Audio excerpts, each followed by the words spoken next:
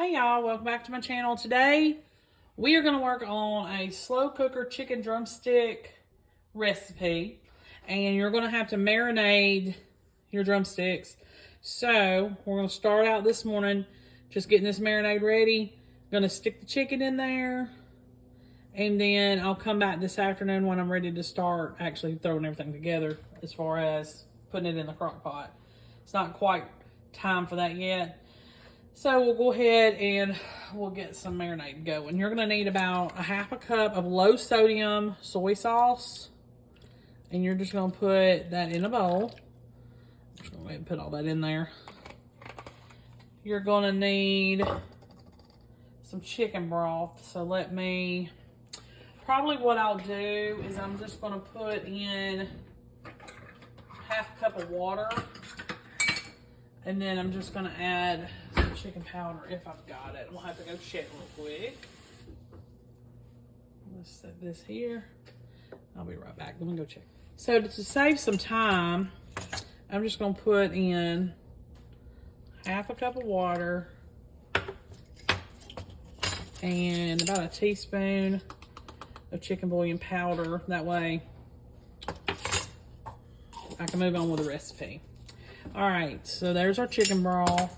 You're gonna need about 1/4 cup of chili sauce. Got that here. So just 1/4 cup of that. Okay. And 3 tablespoons of sriracha. We keep that on hand, so that's not gonna be, making sure that it's tablespoons. There we go. 2 tablespoons of brown sugar.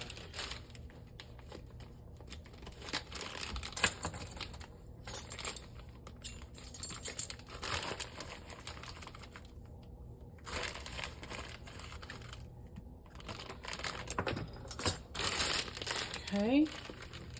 2 tablespoons of lime.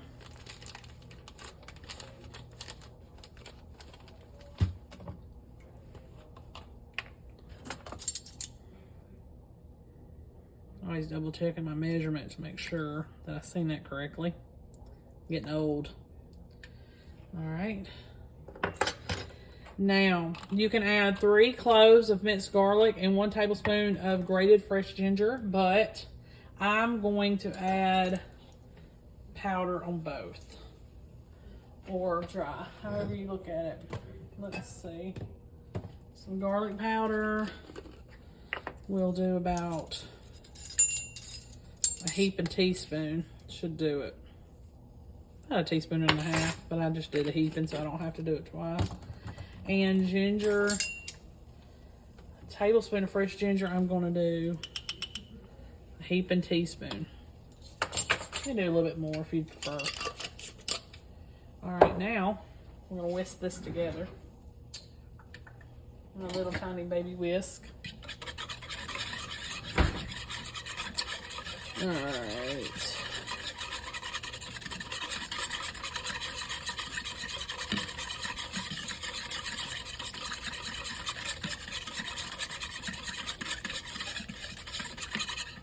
Okay.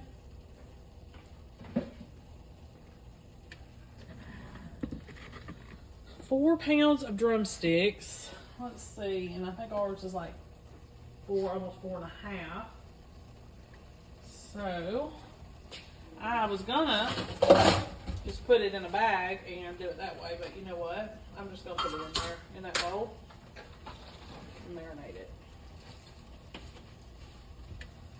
Alrighty.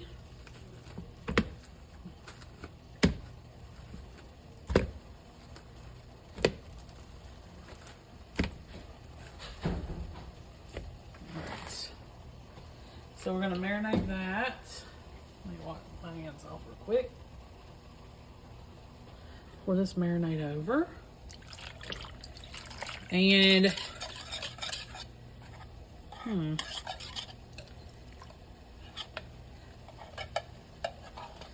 we are going to marinate this for several hours.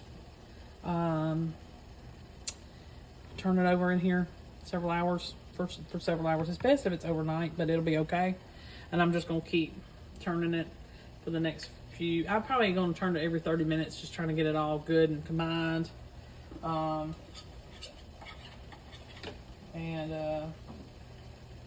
see y'all back here when it's time to add it to the crock pot. Yeah, because it's really not much of nothing. You're just going to pour the whole thing into the crock pot and go with it. All right, I'll see you back here in a little while. Okay, y'all, almost forgot about y'all. I am ready to put this in the crock pot. I'm doing a whole big family pack of drumsticks. Usually not my most favorite cut of chicken, but this has been marinating for about 4 hours or so. Had a doctor's appointment today, so I had to do it a little bit later than I would have liked. I don't like the idea of the fact I've got to stack them, but it is what it is. So hopefully it'll all be fine. You're going to pop all these in here. You're going to pour the marinade over them. And we're going to cook them on high for about 3 to 4 hours. If you want to do low, you'll do it for whatever that is, double. So 6 to 8 hours. And then that's all. They should be ready to go. And I think I'm gonna make some dirty rice. I'm not sure yet. We'll see. We'll see where it takes us. Not sure what I'm gonna put with it yet. But I'll see you back here in probably 3 to 4 hours because I'm probably gonna put this on high. Okay? See you later. Okay, y'all, so this is the finished product. I did it on high, like I said it would. Everything turned out fine. I literally 3 hours in and they're perfectly cooked. I just paired some fried potatoes with it. My mama used to call these home fries. You put some hot grease in a skillet. Normally you do it in an iron skillet. I didn't, but normally you do. And cook them until they start getting a little bit of a crust around the edges. And then add a little bit of water to them and finish cooking them on out, and then they'll cook perfectly. They're just salt and peppered, perfect with ketchup. They got a little bit of a crisp to them, but they're real soft. And you can also put any kind of vegetable with this. I just didn't really want to put much effort into it today. And I've got perfect meal. Everybody will eat it, and everybody will get fed. Make sure you like and subscribe. I'll see you next time. Hey y'all, welcome back to my channel. Today we are going to have some slow cooker pulled pork, and we're just going to go ahead and get started. This is going to go in our crock pot, of course, but there's the liquid barbecue mixture I need to mix up first, so we're going to get started on that. All right, you're going to need 1 cup of your favorite barbecue sauce. And I'm hoping this is enough. I won't have to open any more. Yeah. Let's give it a little bit more just to be sure. All right. 1 cup of your favorite barbecue sauce. 1/2 cup of apple cider vinegar. And I'm going to get my measuring cup for this to make sure I don't overdo.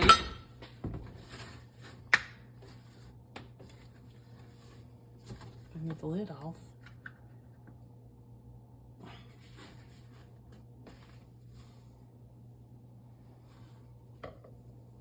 All right.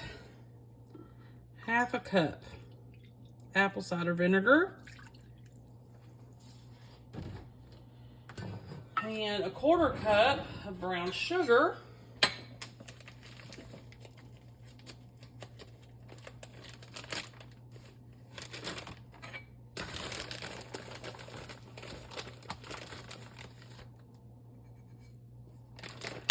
All right, 1 tablespoon of yellow mustard,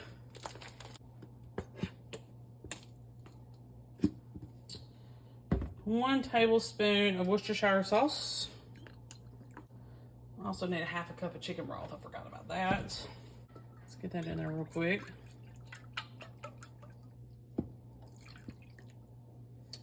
Okie dokie. We're gonna need some garlic powder because I don't have any fresh garlic. So I'm gonna do about 2 teaspoons worth. Make sure I have a little more. You're gonna need a tablespoon of chili powder. I thought that was odd, but it's fine. Just a tablespoon of that. Oh, well, I overdid just a little bit. That's about a tablespoon and a half. So I'm gonna try to offset it a little bit with some garlic powder. All right, because our roast is a little bit bigger than what I could find. And I'm gonna need a couple of teaspoons of ground thyme.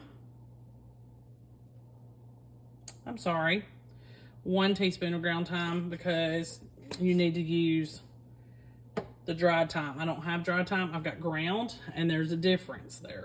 So keep that in mind. All right, the only other thing I gotta do is chop this up and I'll be right back. All right, y'all, let's add this to our little mixture here. Chopped onion, 1 chopped onion, and whisk this together best we can.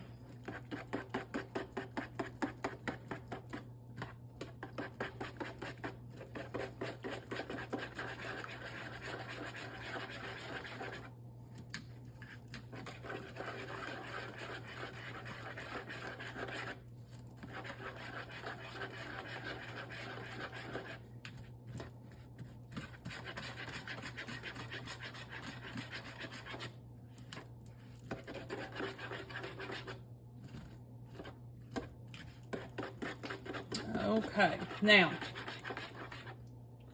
get this off here.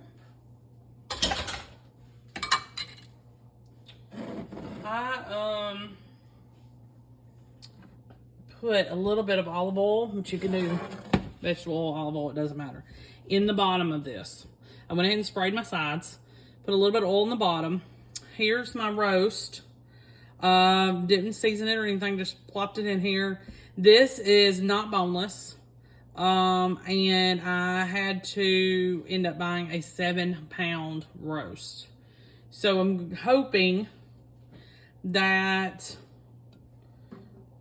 even though I didn't double any of this, that it'll be fine. My husband is not a really big sauce person. So if it's a little bit, well seasoned, not dry, but if it's more of a juicy kind of roast or pulled pork versus full of wet sauce, he's fine with that. So I just decided I'm gonna leave it that way.